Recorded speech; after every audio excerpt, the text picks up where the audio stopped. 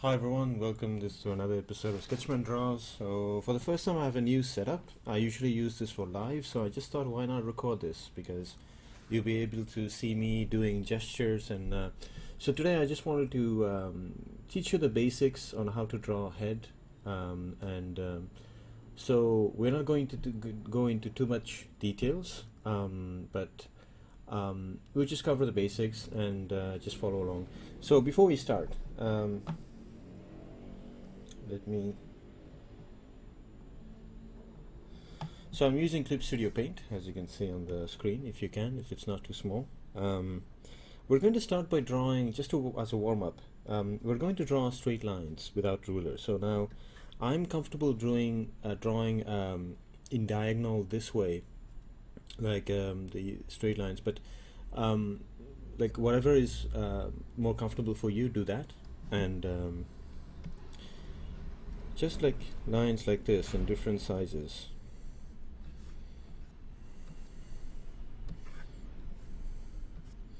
And the next thing is, the idea is to find and eyeball the middle of the lines. So the reason why is because we're going to draw heads, and when you're drawing anatomy, you need to know that things are symmetrical, right? And we're not going to take out the ruler and then measure things because that will just make it less fun, and the drawing should be fun. So what we're going to do is just try to eyeball like where the middle is. It doesn't have to be exact, but just go with the feeling, okay?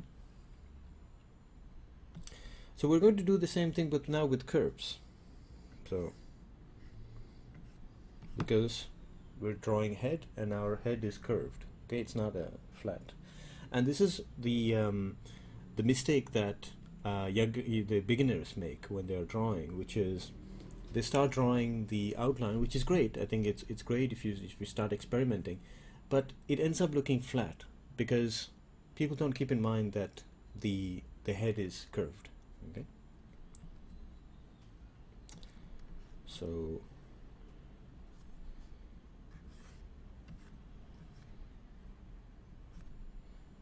so things like that. So you can do this exercise. Actually, you can fill a whole paper with this, and this will give you that, like, it will become muscle memory for you at some point where you will be able to figure out where the middle is from that. So that was just for a warm-up.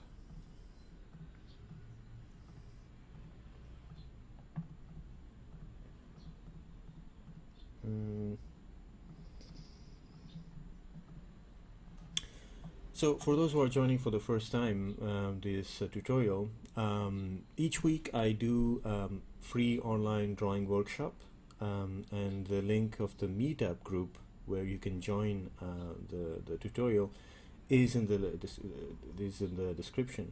And this is basically me summarizing those points, and so I'm going to go a little bit quicker, even if it is real time. Okay, so for me, if you need to draw, if you need to practice drawing and get better at it, I feel like you need to get better at three things which are connected and in a cyclical way.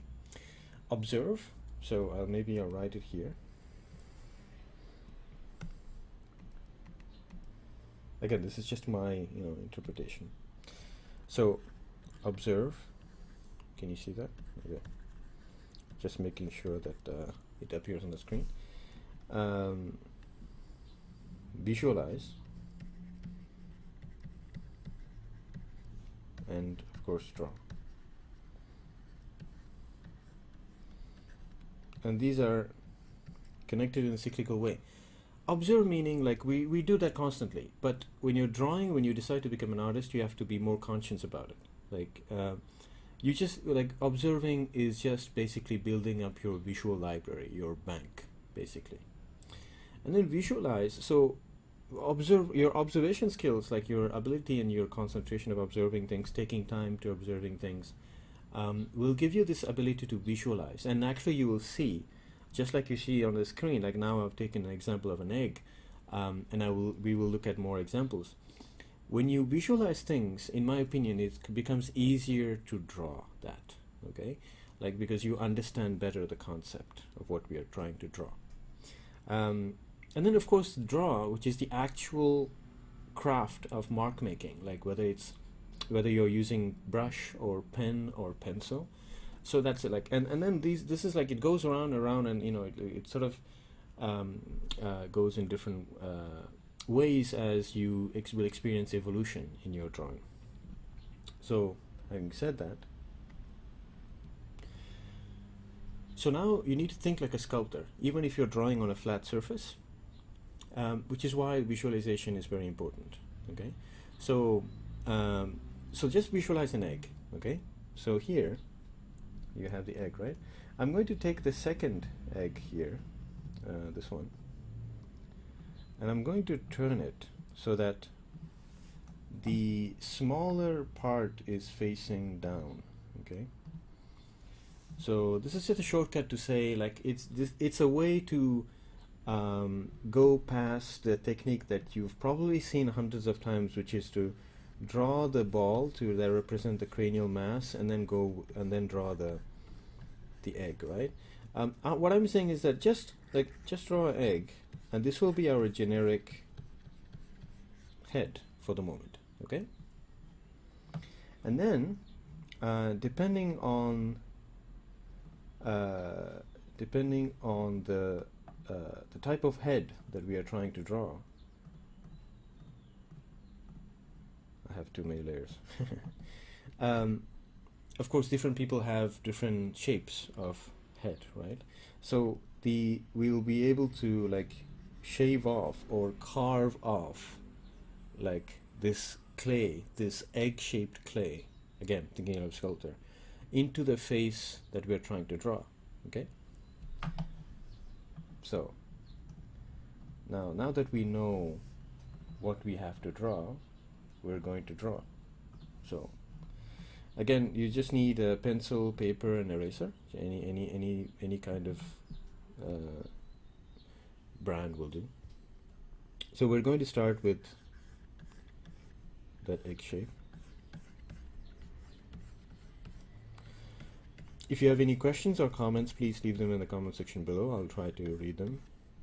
To be completely honest, I don't get in like a lot of comments, so it's easy for me to answer them. So okay, let's say that first, we're going to do the typical one because I don't want to take too much of the time, but we're going to do the typical view, which is the front view. Okay, and you have to, so you remember we said that the anatomy is like the body parts are symmetrical, so the face is symmetrical. Okay, and so how do you define that symmetry? It's with that line in the middle. Now that line, imagine looking at that egg from the side. If you drop a thread, like a rope or something, like, over that, it will curve and take the shape of that rounded surface, right? Like so. So just imagine that the middle line is curved in a way that it's stuck to the egg. Okay, so of course, but when you're looking at it straight on, you don't see that curve. It's just a straight line. Okay, so this character, let's say, is looking this way, so that line is curved this way, and of course when I'm turning, it's inverted, so I'm trying to, so the part facing away from your side will be smaller than the part of the face that is appearing on your side, right? Like so. So for example, my hands may be like, let's say they're the exact same size. So now if I put my hand here, one hand closer to you, it appears bigger than this one, right? So the same perspective principle applied to the face.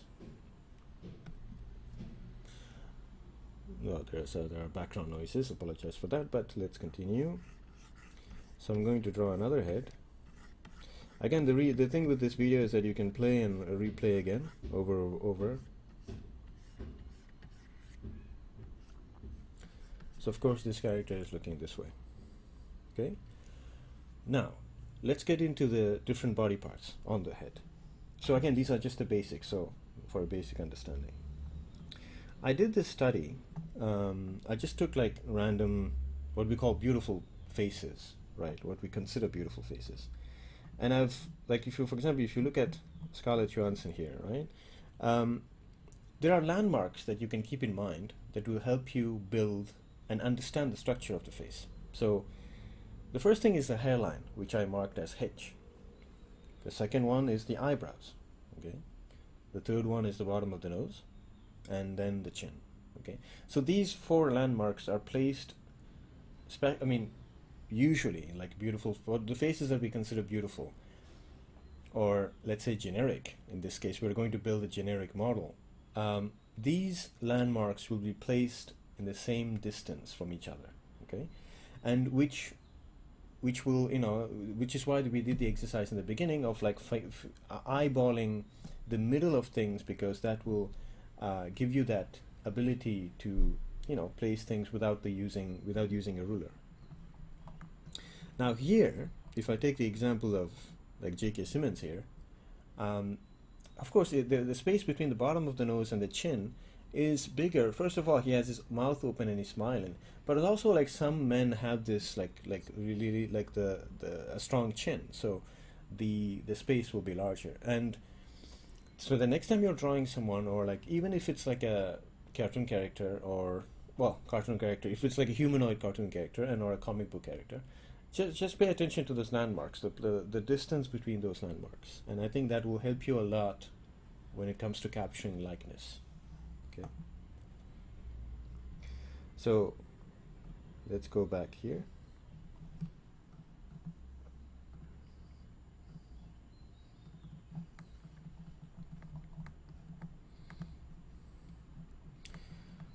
So let's place those lines that we talked about.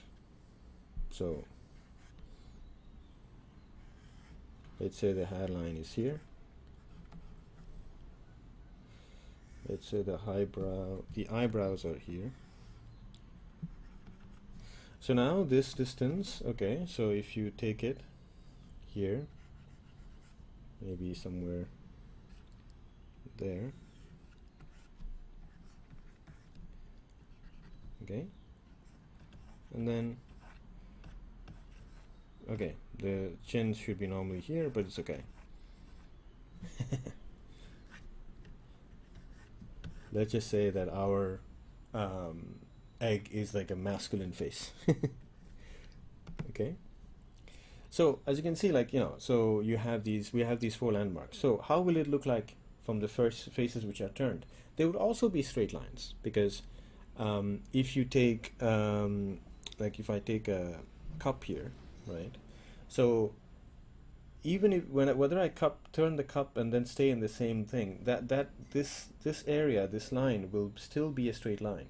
Now if I start moving like the cup, like where you go like a little bit lower, or if you look at it from higher, now this curve will change. So let me demonstrate that with some simple globes, or should I say lollipops. Okay, just imagine a lollipop on an axis like this. So you remember when I said that you need to visualize things? This is what I meant.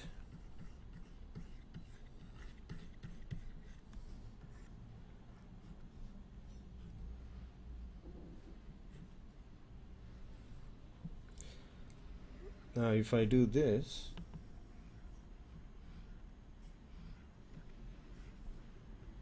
and then here I do this, and here I do this. So in the middle one, of course, we are looking straight on. We are at the same level as so which means that the it's at the exactly at the vanishing point, or the horizon line. Okay, and for the left hand side here, we are slightly above the globe. Okay, so the curves are going like this, and this will say, the reason why I'm saying this will apply when you're drawing faces, or at least when you're placing the different body parts on the face.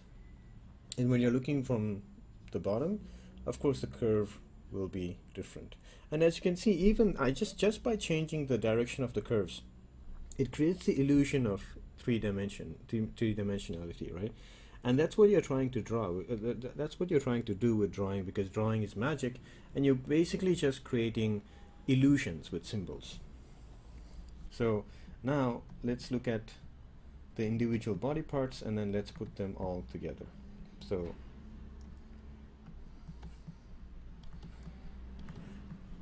for the eyebrow, find the middle, leave the space for the nose, and then just put a random eyebrow. Okay, of course this can change depending on the person, but here we're just building a generic model and trying to understand the structure of the face, the basics. For the nose,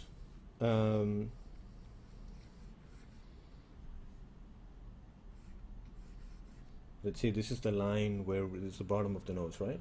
So that's the second landmark.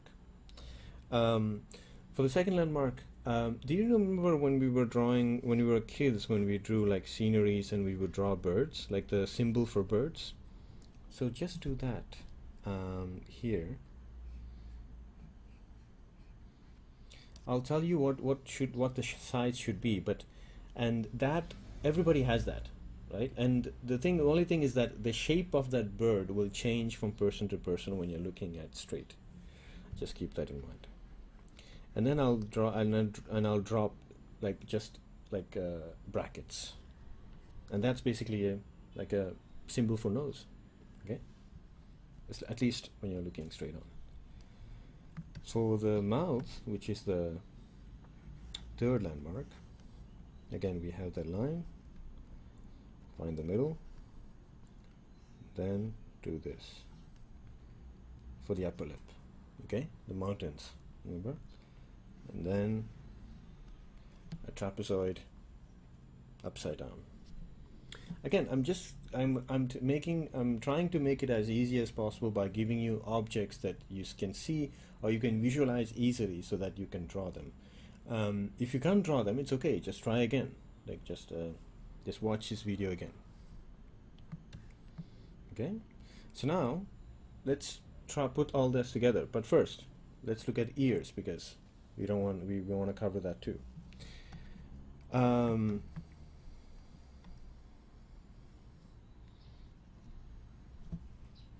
just letting the software, so Clip Studio has this function to save automatically, and I'm keeping that function because it saved me a lot of times.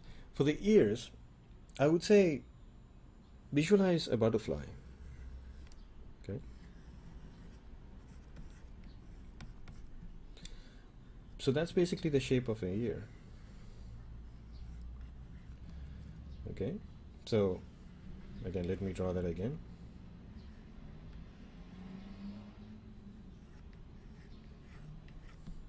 So let me take another color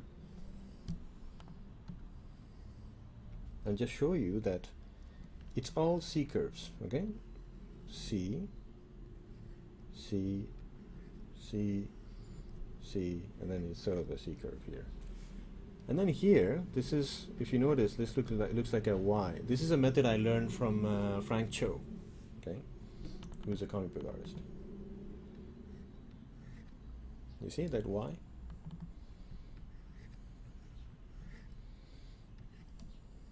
Okay, so that's the ear. But when you're looking straight on, of course, you won't be able to see the ears like this, right? So it's pretty flat, but so this gives us an idea of what the ear is. It's this kind of, not flat, but like a little bit rounded butterfly wing that's on the side of your head. Okay, so let's try to put all this on our model that we drew. Okay. So for the hairline, okay, we'll talk about hair in another video, but because I don't have time to cover hair in this tutorial. For the eyebrows, so as you can see, our eyebrows don't go till the end of the edge of the head, they stop here. So I know there are methods where people say actually it's 5 eyes, and then I don't want to go that way. Just remember that to leave some space in the middle, because I don't want you to pulling out like rulers and then calculating stuff. Okay, I want the drawing process to become like more like natural, more fun, more like part of your muscle memory. Okay, so now that we have done this, leave the space for the nose, and then the mountains, remember, and then for the eyes, you need to understand that the eye is in the middle of the eye socket. Okay, so practice doing this, because I'm telling you it will really become useful, because we are just learning the structure and the placement of the landmarks, but there will be another video where I'll talk about planes, and when we talk about planes I'll go in more detail about this one. For the nose, okay, so this may be useful to understand where the bracket should be, and then the mouth is somewhere in the middle between the, but not exactly in the middle, so I'll just put it closer to the nose, so because I put exact middle and it looked like the person had a big space between the mouth and the bottom of the nose. So let's draw the line for the mouth here. So how big should that line be? Well, if this person cries, the mouth should stop there. Okay, and then the trapezoid. Okay, so for the placement of the ears, even if the person is not wearing glasses, just imagine invisible glasses, because we wear our glasses on our ear like this, right? So knowing that, it will be easy to imagine invisible glasses so that you can determine and know where the ears will start. So here, the ears will start somewhere here, right? Let's say he's wearing, and then stop right where the nose, bottom of the nose, stop, the third landmark.